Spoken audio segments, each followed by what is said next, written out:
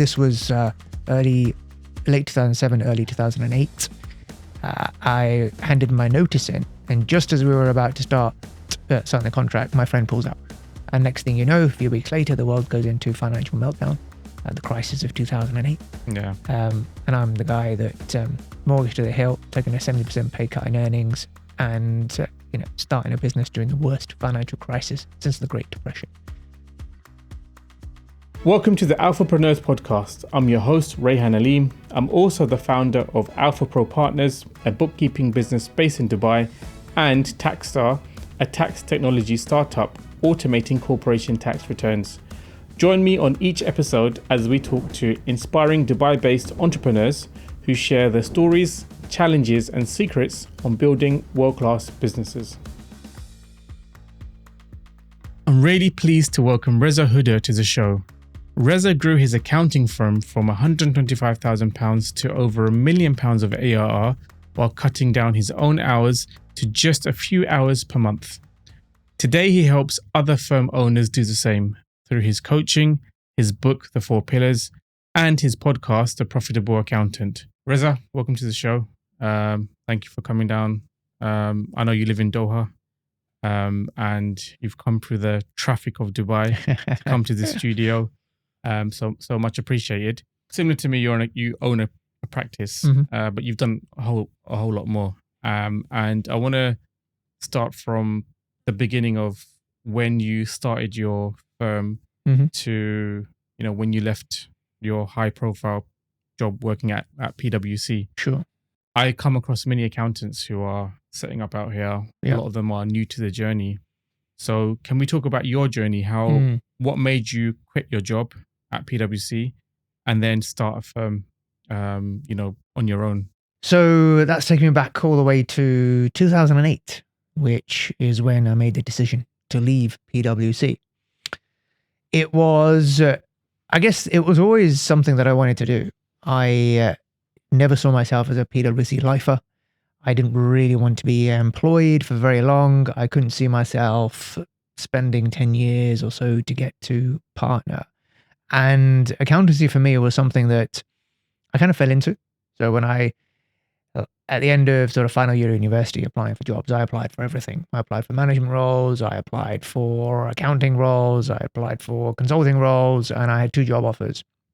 I had an offer from Renault, the car company, because I did international business and French. So business was always the thing that drove me. It was something that I always wanted to do, set up a business in something. That brainwave of an idea just never came to me. So I had a job offer from Renault and a job offer from PwC. And that was kind of the fork in the road for me in terms of if I had taken the Renault offer, it would have been management, spending time in Paris, keeping up with my French.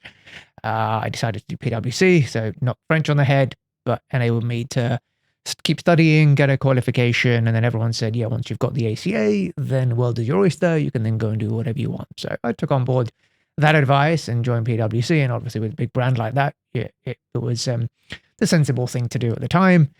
So I joined, passed the ACA, I did my CTA there. I was there for 5.5 years, working in tax as a advisor to entrepreneurs and private companies. But whilst I'm there, I'm always thinking of what can I do? What business can I set up? So me and a friend of mine at PwC as well, a guy called Imran, we used to meet for coffee breaks in the atrium and over an almond latte, just have a chat, just to brainstorm what can we do, what business can we set up. And back then, the craze was 𝗪𝗕 cafes, and I was in Birmingham at the time. So I thought, right, we're going to set up our own 𝗪𝗕 cafe, and did research and say, yeah, it's booming, everyone's doing it. This was 2007.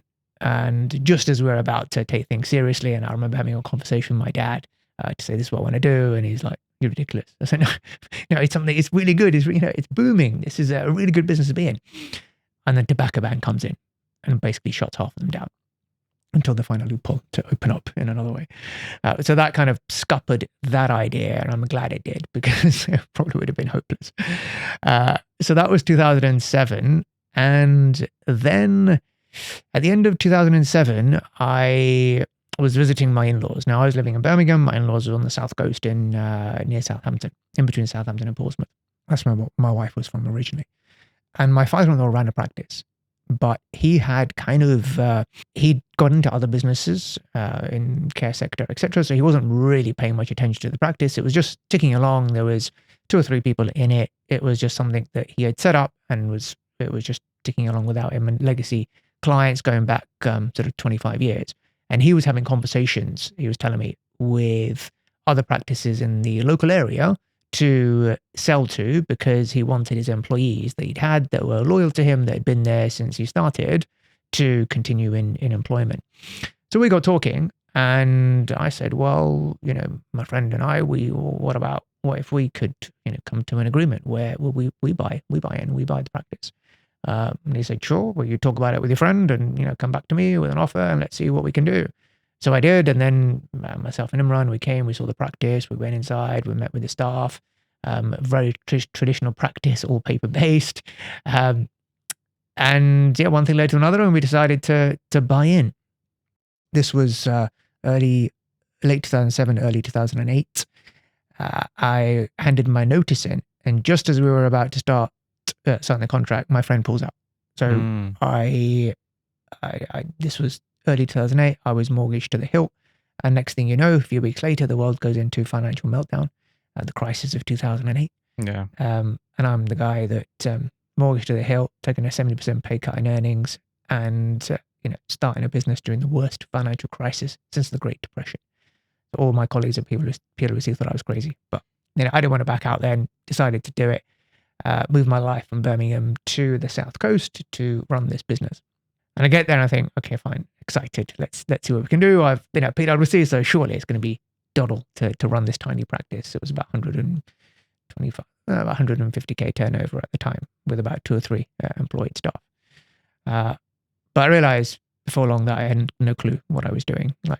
No one teaches you how to run a business when you do your accountancy training.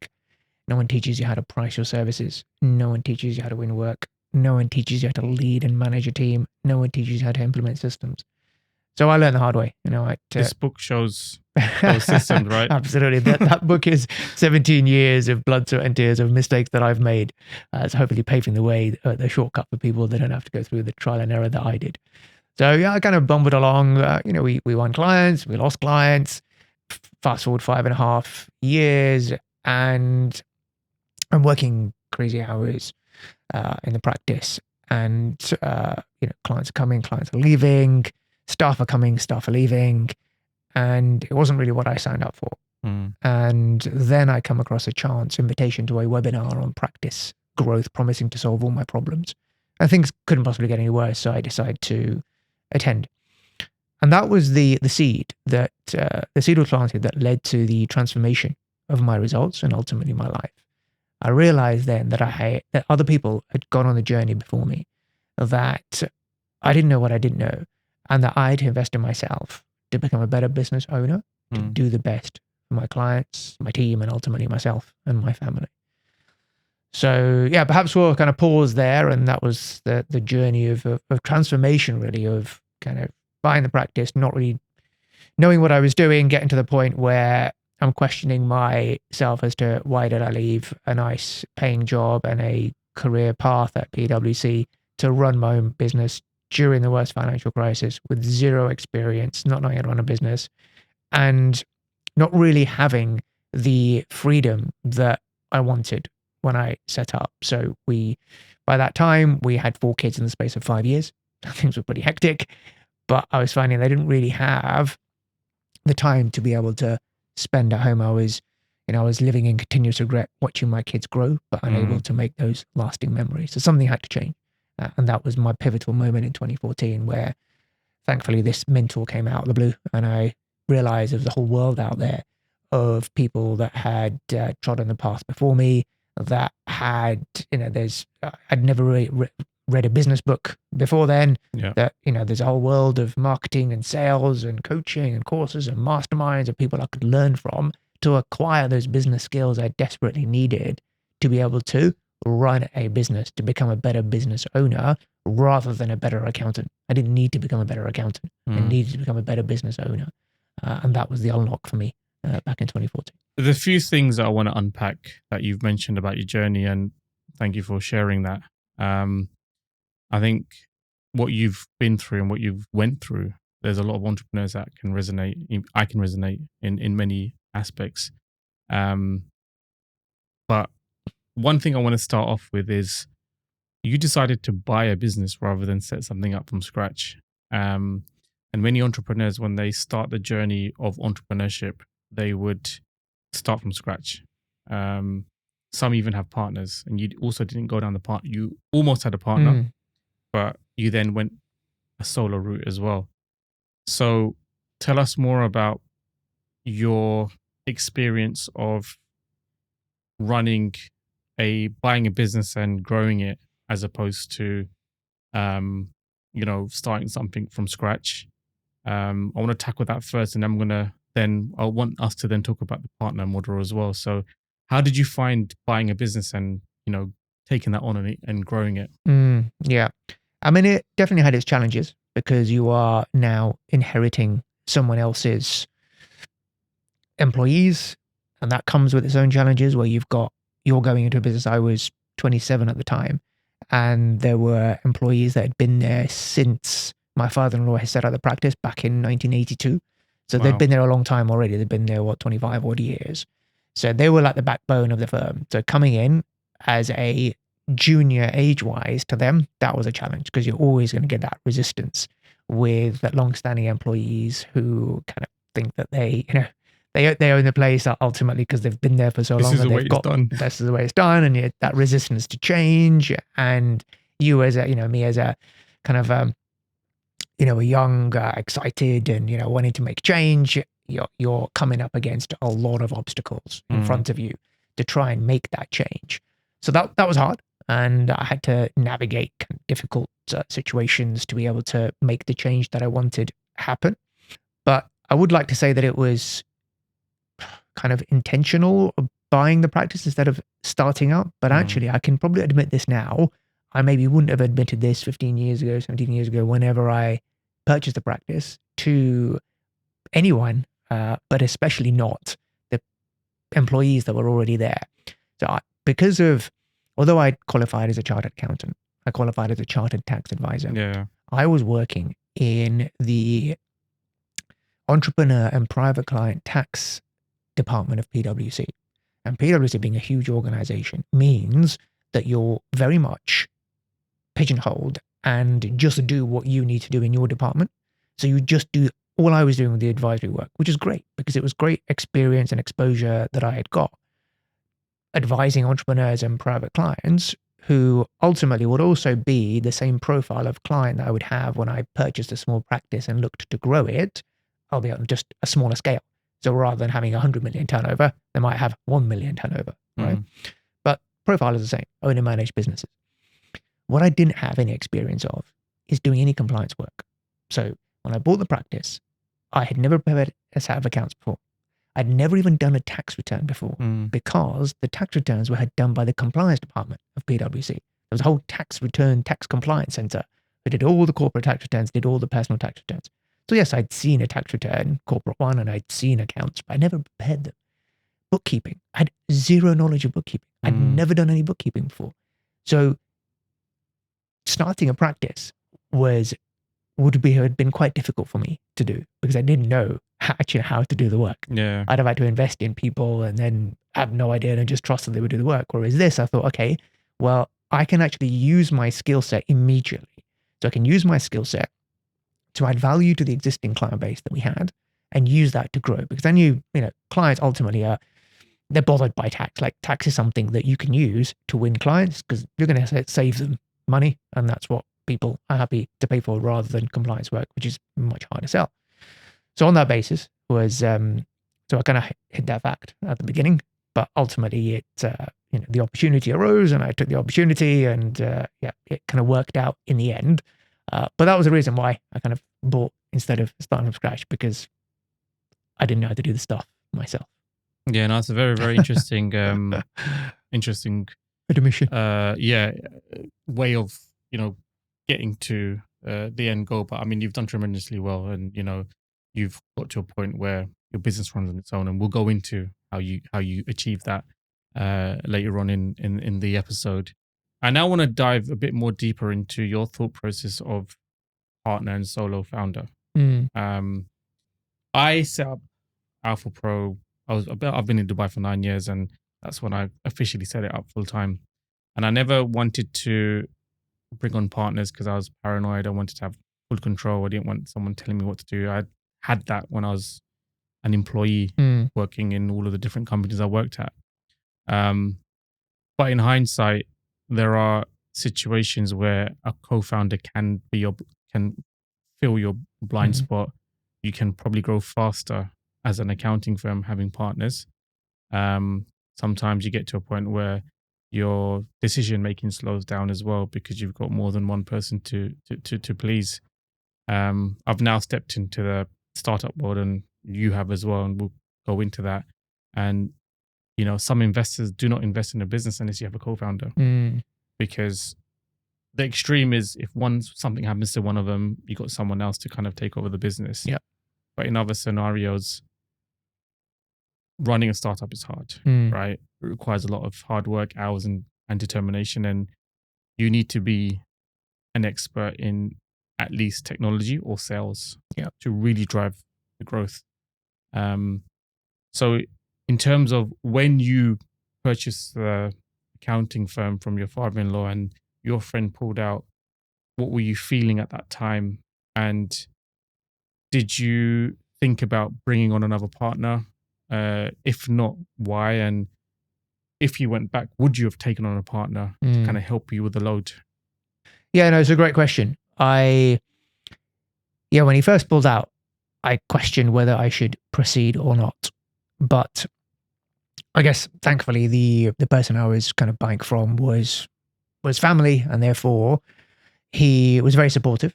And I think that definitely helped. So I cannot say that it didn't. It definitely helped that there was someone that I knew that was trusted, that had a vested interest in seeing me succeed as well. So it definitely helped that when I initially bought and joined, that he actively helped to transfer the goodwill that he had with clients to me. So he would introduce me, and he would obviously say that I've got this background and that background, and really helped to transfer that goodwill that he had to me so that clients would stick around and they would kind of get that. Obviously, they trusted him. He had a reputation with them. He had the clients for many years. So that definitely helped for him to be around to pass that across to me. But in terms of growth and managing the team and responsibility for workload and training and all that kind of stuff, then obviously just sat with me. And that might have been helpful with a partner, but you kind of just get on with it. And I think there are obviously pros and cons of having a partner. I think looking back, it may have been helpful, but equally it's been fine in terms of the accounting firm. I can see other situations where having a partner would be really helpful, like the journey I'm on now in developing some software as a solo founder without a kind of a CTO or chief technology officer. That is difficult because then you are at the mercy of kind of developers and you're paying a premium. And if you don't really have any coding knowledge when it comes to software, it can be tough. But and then with the accounting firm, it's been okay. And I've, in the last 15 years of having when I did have active client involvement, there are many partnerships that I have seen go south and go sour, and I've had to be the mediator between them. So when you've been in that process. Many of them that I've seen, they've had to, and a lot of them are family as well, like brothers falling out and then not speaking to each other, and us having to advise on splitting the business and demergers and that sort of thing. So when you look at that, you think, okay, fine. Well, we've done okay. The fact that it was just me, there's no one to fall out with at least. What's been like an extreme example of a split? Without naming names, obviously. Yeah. So, I mean, brothers falling out that ran a very successful property business, and they had different goals and aspirations, and act as the mediator to split the business. Otherwise, they were ready to kind of sell up and part ways, and they would have had to pay millions of tax to do so. And the sad thing is that they still don't speak to each other over business. Another case of, sadly, he's passed away now, but long-standing client of ours. He was in business with his cousin, and they fell out. And I remember like literally being the middleman, where they wouldn't speak to each other. They would just speak to me, and I'd be like having to negotiate and arbitrate and mediate between both sides in order to try and reach an agreement on how do we now split the business? How do we move forward? How do we kind of find a solution in these situations? So, I mean, I learned a lot from that. So if I was going to do a partnership, and I have now in recent times, invested into certain businesses where I'm a partner now, and therefore I make sure that things are agreed. We've got heads of terms, everything's written down, which is tradition for us as well in terms of our religion and Sunnah of the Prophet to say write things down between you, have things agreed not just verbally but written in a document. So that's good practice for us to do as Muslims anyway. And that's really important. So then it's something which hopefully you don't have to look at. But if situations arise where you do fall out, then at least you've got something that you can refer to say, look, this is what we agreed. And therefore, hopefully that mitigates the fallout and the issues that could arise in a very messy business divorce, as it were. And on the flip side to that, I'm sure you coach accountants. I'm sure you've seen accounting firms that have had partners and have done really well. Absolutely. Yeah. What's been like the main driver of the success of some of these partnerships? Yeah, I think where you have complementary skill sets, where you have an aligned vision and goal, then it can work really well. So if you have the same sort of values, there are many cases of 2-3 partner firms that have succeeded, and it just helps because it can be the downside of just being you as a solo practitioner is that it's lonely. There's no sounding board to ask you, second guess yourself sometimes.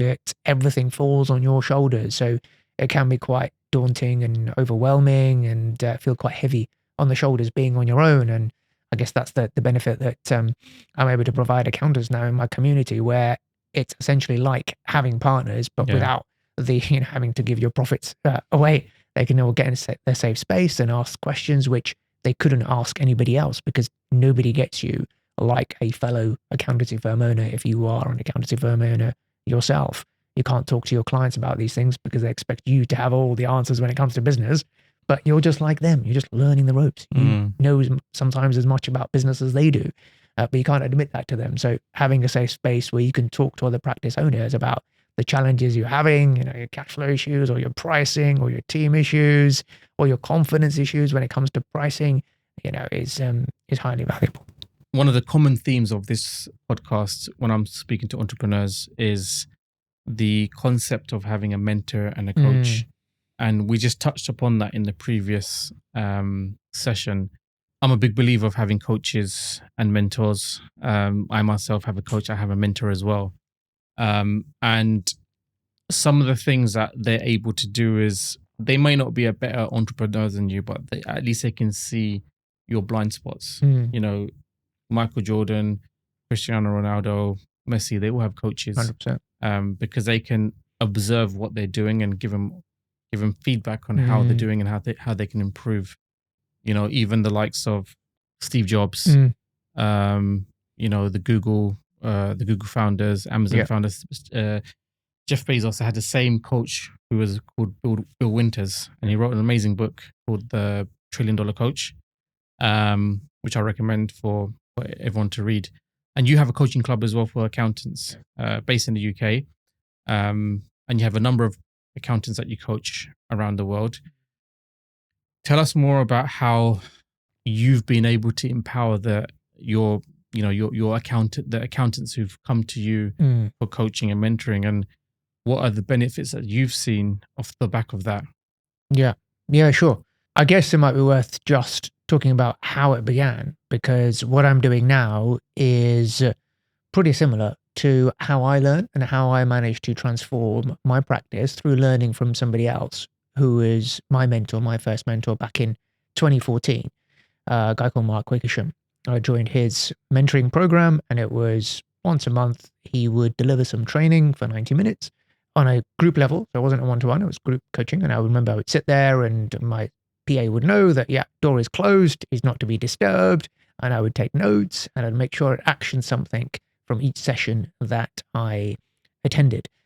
And that, it was hugely transformational for me. So in 2014, we were struggling, but by 2016, I remember we had, so his focus was on pricing. So before that, was charging by the hour, doing timesheets, and he introduced me to the world of value pricing. And that changed the game for me. So that was the place where I first started, and I got the biggest results. And therefore, when you hear someone telling you something and you see they've got the credibility because they've done it themselves and they've got results, and then you take what they are teaching you and you apply some of it, and then you get results, that gives you the confidence that, oh, this stuff works. Maybe I do it again. Because initially, everyone has skepticism. We're all skeptical of anything that we see here.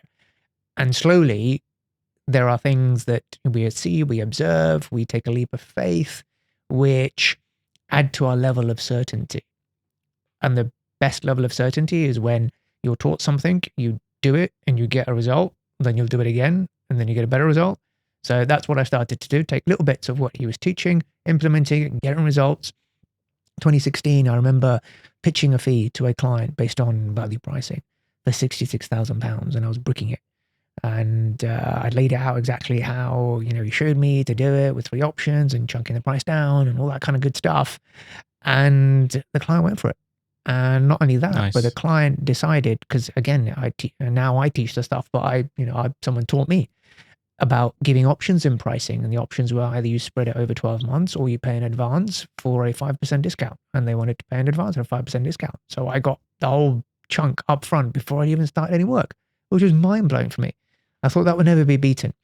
But again, pricing is about confidence. Your prices will represent the level of confidence that you have at any point in time. My level at that point was 66. 2 years later, I had another opportunity. At that point, my confidence levels have gone up because I've had 2 years of additional experience and training and proof to go with it. So 2018, I got another opportunity and pitched a fee of 147,000, which again would have been pretty impressive to PwC partners to winning those kind of fees.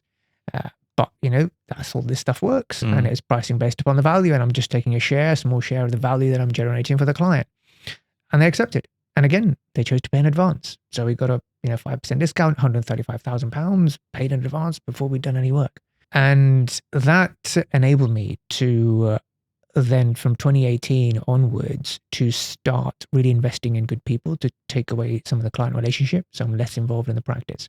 2019, my mentor who I'm learning from, I'm still attending his courses, even though I'd probably seen the things 2 or 3 times, I'd heard it. But once you get so much value from someone, even hearing them again helps to consolidate. You might hear something new, and often at times we need to be reminded more than we need to be taught. Well, I mean, it goes back to sports, right?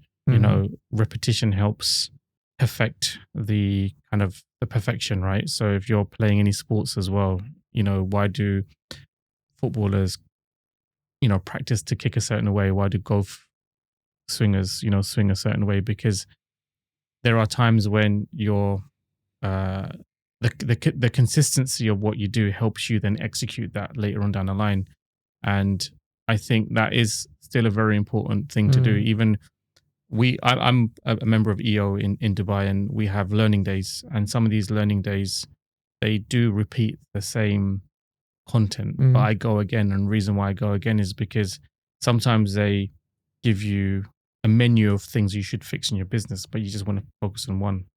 But then the second time you come, there might be another thing that you want to fix, and you want to hear it out, the whole theory behind it, and ask questions as well. And I think you should never be, too big to go back to, 100%. What you've learned, because there's always, you as an entrepreneur is changing, your business is constantly changing as well. So what your challenges last year are completely different to what your challenges are this year. Yeah. So 100% relate to what you're saying. It's good to have that repetition as well. Yeah, for sure. So then as I'm getting these results, and my mentor is like, he's taking note, and he's like, well, can you come and share now? Because he had been out of practice for about 20 years. So I became his kind of staff student. And he said, well, why don't you come and share what you're doing in practice to the group that he had built up of other practice owners, and I'll pay you per session. So, okay, fantastic. Why not? For the time. And, I like the stuff, and I don't mind sharing what I'm doing. So I did that in 2019. We kicked off. We did one session. It went down really well. And then we had a chat, and he said, well, why don't you do this every month, and I'll continue to pay you. I said, fantastic. And he said, you can build up your audience on the side as well if you want.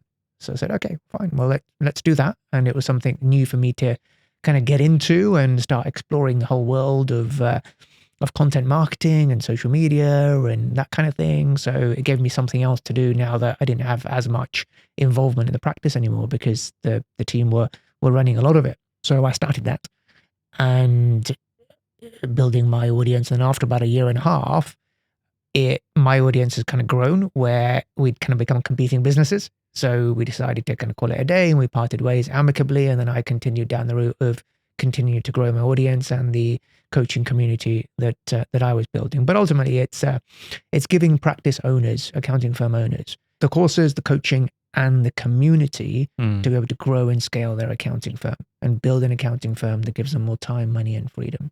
It's all well and good getting the coaching, but also being in a community of other practice owners, that is massively valuable in itself. 100%. So being able to provide that space and that safe space, bringing people together every week in my community. We have a weekly lunch and learn where I'm not there, but the group of practice owners, they get together every Thursday. There's a host from within the PAC group, and they will just have an hour where anyone has a specific question, be it technical, non-technical, a particular challenge, they can come and they can ask in a safe space, knowing they're not going to be judged. They're not going to have to, not going to feel bad or anything like that. And they know that they're talking to people that get it. And that's massively valuable. So we have that for the whole PAC group. And then we have a new firm group as well. So this is for smaller firms that have only been around a couple of years, where they may not want to ask certain questions to the wider PAC group, which may have practice owners turning millions, so they can ask in their small new firm group as well. And so we in the WhatsApp community, we've got subgroups, a new firm group, and then an all members group, and then a mastermind group, etc. So people have a certain space where they can go to seek answers to questions, comfort, mindset, confidence, all that kind of stuff. I'll also want to kind of dive into the mastermind as well. So I'm a member of EO, and we have this concept called Forum.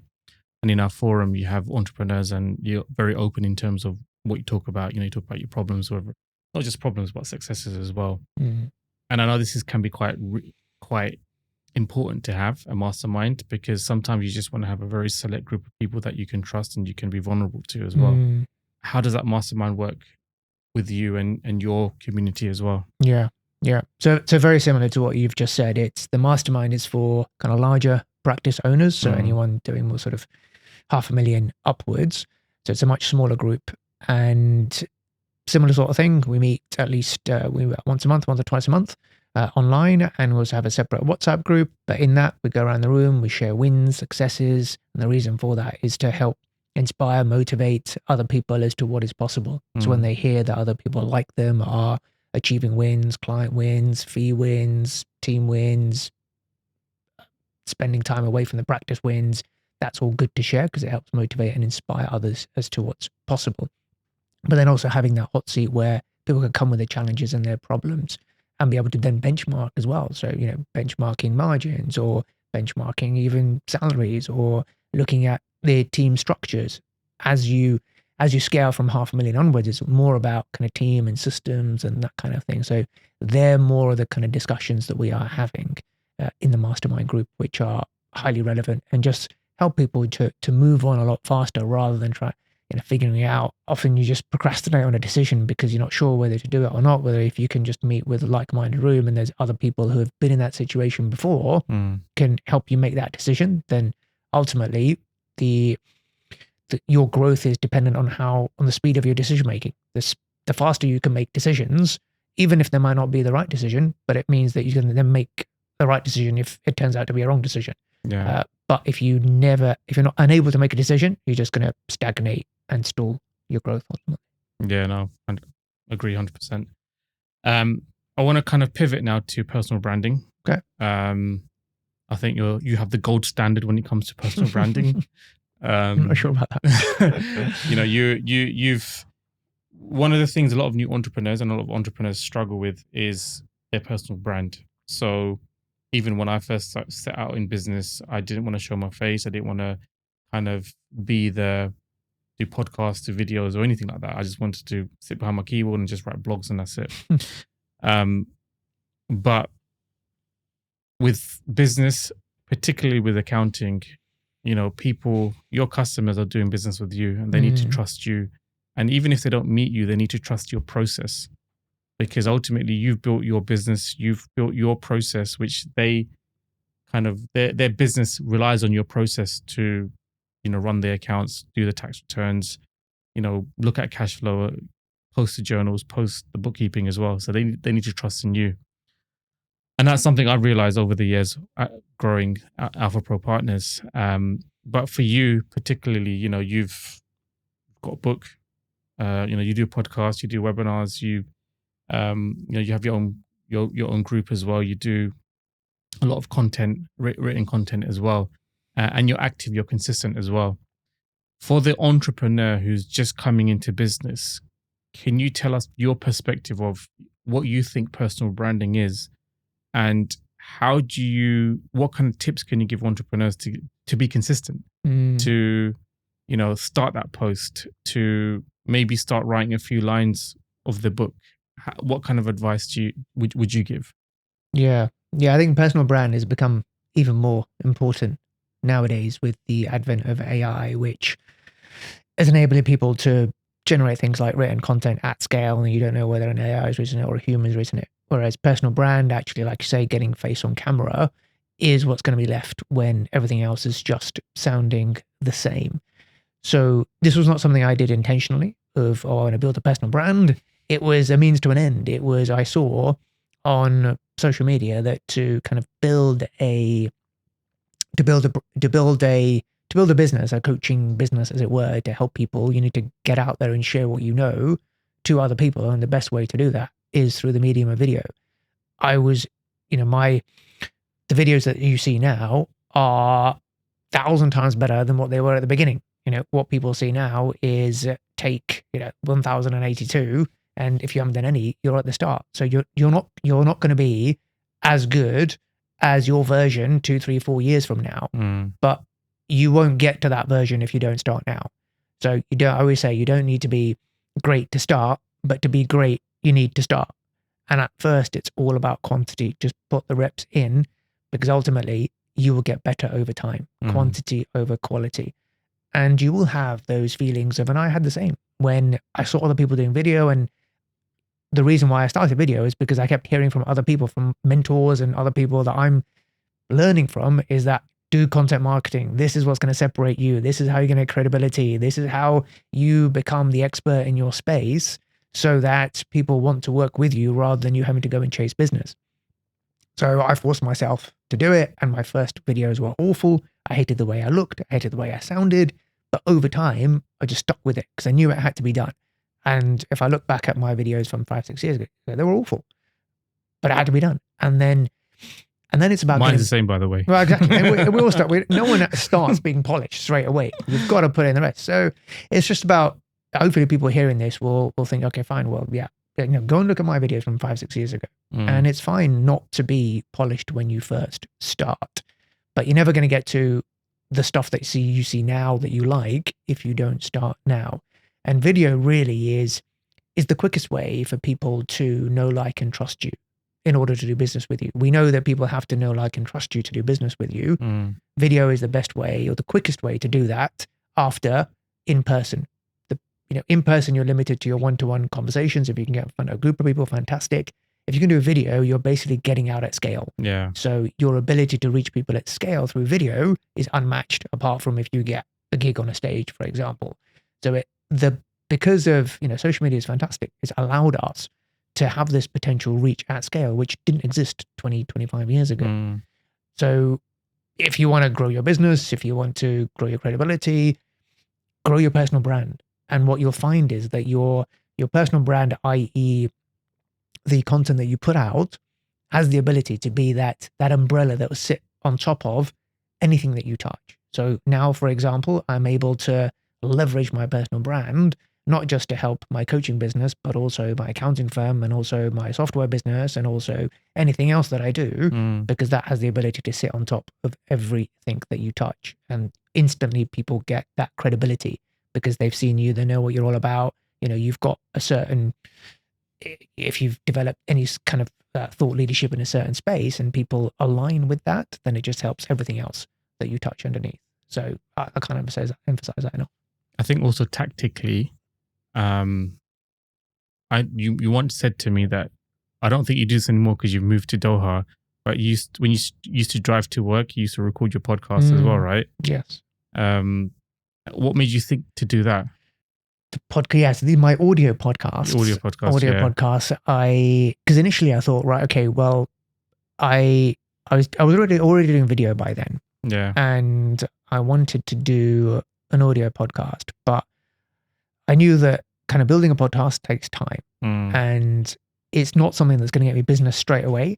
So I didn't really want it to eat into a chunk of my day where I've got to sit, I've got to get a studio, I've got to get a mic set up and take up my time. So I thought, well, let me just, in my car, get a headset on and just start recording my thoughts every week, and let's see what happens. Because podcast takes a long time to get any traction, because unlike social media, you don't get people aren't kind of scrolling on podcast. Usually people find a podcast because they get a recommendation, or they're searching for it in particular, or they've had an email with a link to a podcast. Yeah, it's not something that you are browsing like social media that you're going to find. So it's a slow burn. And also with a podcast is, although it's fantastic in terms of the quality of clients that you get from a podcast are the best clients that you will get, because they've spent a long time listening to you. They have spent a lot of time with you, although you won't know it.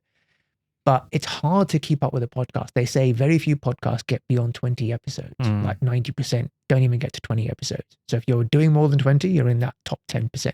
And what I found is that, the podcast has now grown, and I often hear when people come in, they say, oh, you found you on your podcast. It's a way that you can show a different side of you as well. You can be really personal with the audience that are listening to you, that you have their ear on. And yeah, I've struggled to do it in Doha because I don't have that commute, and I've got Uber in the background. There's no traffic in Doha, right? There's no traffic in Doha. I don't have that regular commute. I'm working from home now. So I need to find my, I've lost my rhythm with my podcast. So I need to get back to that. There's been a couple of weeks that I haven't done it, but hopefully we're back on the podcast train before long. Cool. So I've listened to the book, from start to finish. And I read a lot of books, or listen to a lot of books. I probably listen to around 2-3 a month, only because there's a lot of traffic in Dubai. Right? Probably now I'm doing more, right? And I was very impressed with the book because, thank you.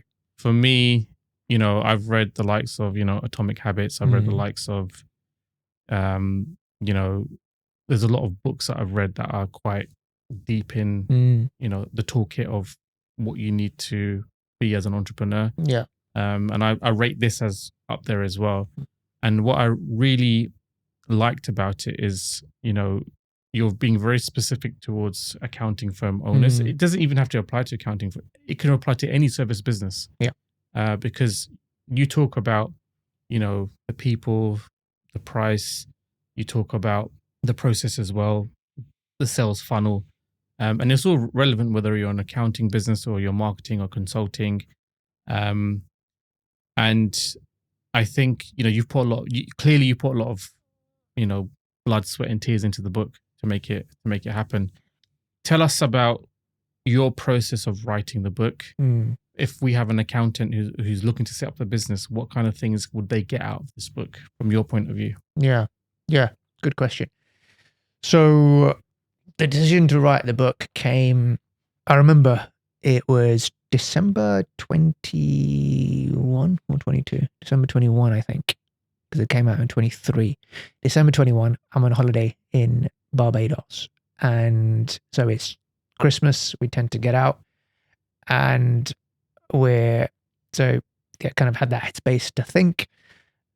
New Year's is coming up, which means New Year's resolutions, setting goals, all that kind of thing. I thought, right, okay, well, my goal this year is something that's been on my mind for a while. And I'd written mini books in the past, kind of lead magnet type books, ebooks for the accounting firm. And that's the stuff that I was teaching accountants. So I was teaching them put yourself out as an expert, write a book, write an ebook. It doesn't have to be War and Peace, but just something that shows that you're a credible expert in your space. So I'd done some mini ebooks already for my niche in property, for content creators, for tax strategies, etc., and got results. I thought, right, okay, I need to do something a bit more substantial. Like everything that I'm I'd already started my mentoring program. So I'm teaching accountants this 4-pillar framework of mine that is kind of encapsulated everything that I'd done to get my practice to run without me on less than a few hours a week. So I made that decision in Barbados. And the first thing I did then, I remember being on my phone, going on LinkedIn and looking for a book coach.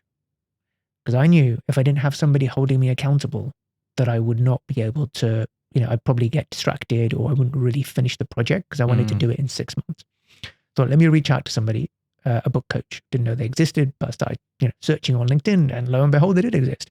So and it just goes back to entrepreneurs having coaches, right? You had a coach specifically for a task that you wanted to, achieve. So I wanted to learn from someone who clearly was an expert in that space, who had advised other people on how to write good books and hold me accountable. And I found someone who had herself written a book on how to write business books. So I engaged her, and she helped with the structure and getting the thoughts out of my head and how to relay that out, and then holding me accountable. So every month I would have homework and I would have to deliver X number of chapters to her that she would kind of review and then give me her feedback on developmentally. I remember saying to her that, I want to get done in 6 months. And she laughed a little bit. She's like, okay, let's see. Like, normally people take at least 12 months. No, I'll get it done in 6 months. She was right. I took more. I took 15 months in the end. But that massively helped, that having that guide to hold me accountable, to review what I'd written. The process itself was literally me finding time. And the way I did this was I basically blocked out mornings. So nobody could book calls with me. I didn't have any of my webinars before 1 p.m. So that was my time, that I'd have a few hours in the day, a half a day, every single day of headspace. I wouldn't write every single day, but it would, at least it's there. Some days I'd procrastinate, wouldn't really get much done, but other days I'd have a good stint. That, okay, I've got, 3 to 4 hours here where I can really get into the zone. I can do the deep work. And that's when I found all the hacks of having to, put my phone in a lock, or turn on do not disturb, or put it in a different room. And, because it's hard. It's hard to do hard things. Yeah. But if you do hard things, then life becomes easy. If you never do the hard things, then life will be hard later on. So it's one of the hardest things that I've ever done, to actually get it done. And it was kind of painstaking when it gets to, it's still going on after 12 months, 13 months. It took me, 15 months at least to finish it. And then it went for design, etc. And it came out. So I started in January of 22, and it ultimately came out in May 23 at Accountex, was when it was launched. So start to finish was about 15, 16 months. And you did the audio version as well, which you also kind of, you was the one who's narrating it as well. It's a really nice story that you've shared with us. How about some of what if our viewers was to go into it, whether they are a marketing or an accounting or consulting entrepreneur, what are the key things that they'll get out of the book as well? So my aim was to write it for an accounting firm owner. But as you rightly say, the principles could apply to any service business. Ultimately, it's about as we said at the beginning, the business skills, and follow the journey of how I start to get results. So kind of focusing on the 4 pillars, as I call them, as I kind of had that name at the very beginning that I want to call it, the 4 pillars. So that was already sorted at the start. And going through my journey of starting with my pricing first, and then moving on to the other 4 pillars. But depending on whether you've already got an established practice or not, if you don't, then ultimately positioning is where you start. And that is the key. And that's ultimately what I'm talking to accountants about still now regularly, that most accountants, the number one challenge that they have, and I know this through actual data, I've got a Facebook group of accounting firm owners, and they ask them one question when they join: what is your number one challenge? 80 to 90% will say getting clients, winning clients, finding clients, growing my firm. So I know the number one challenge for most practice owners is how to win new clients. So this book will go into that process of what is the first thing that you have to do. And ultimately it's your positioning. Yeah. Your positioning in the marketplace, and everything else follows from that. Your pricing will follow your positioning. By positioning, I mean, how How clear are you on your who? How clear are you on your target audience? If you're just an accountant that says, I deal with small businesses, you look like every other accountant. If you look like every other accountant, you're a commodity. If you're a commodity, then the only thing that a client has to compare you on with another accountant is price. Yeah. And that's never a good thing, because that's going to be a race to the bottom. So if you want to get out of that trap, you want to get out of that sea of sameness with every other accountant, you have to differentiate. And the way to differentiate is to specialize in a certain area to begin with. Laser focus, find a niche, choose a specialism, become the credible expert in that space. And then once you've nailed that niche, then you can go wide. Even the largest companies in the world today who sell everything to everyone, Amazon, for example, where do they start? Books, yeah. They start with one thing, selling one thing to one target audience, and then they expand it. So that is the best advice. The biggest I can revenue give. is AWS as well. The biggest profit that they make. Yeah. Which is the web services. Yeah. So positioning is key. And that applies to any service sector, any business, whether you're a marketing agency, whether you're a lawyer, every service industry. If you're just a marketing agency, that you're everything to everyone. When you try and appeal to everyone, you'll appeal to no one.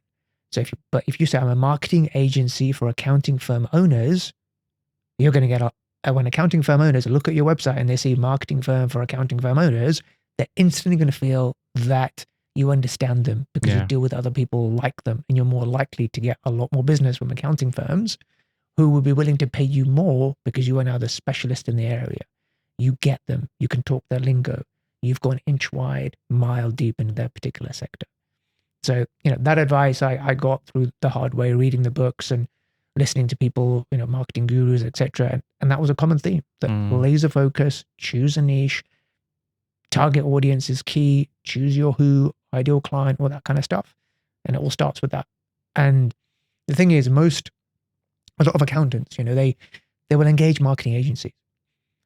But what the marketing agencies will do is just the tactics.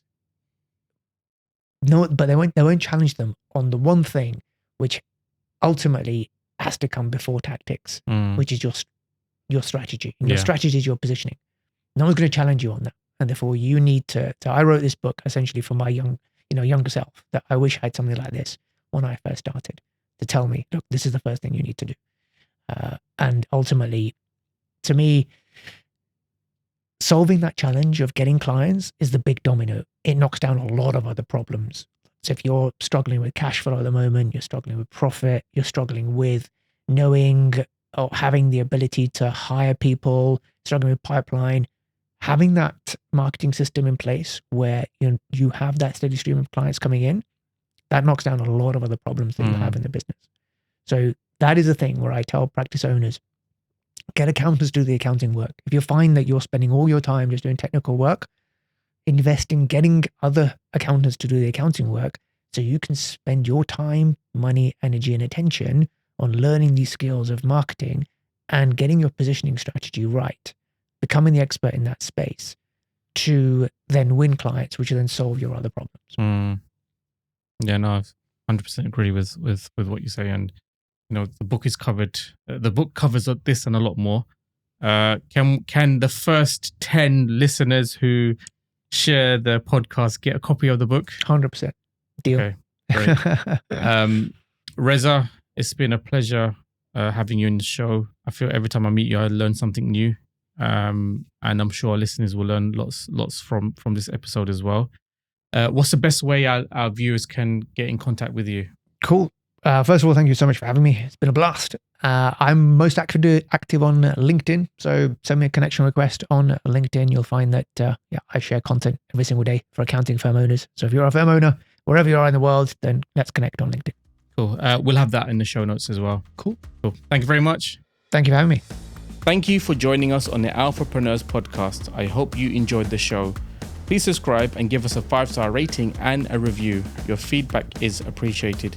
For show notes and more, check the link in the description and connect to me on LinkedIn and search for Rayhan Aleem. See you in the next episode.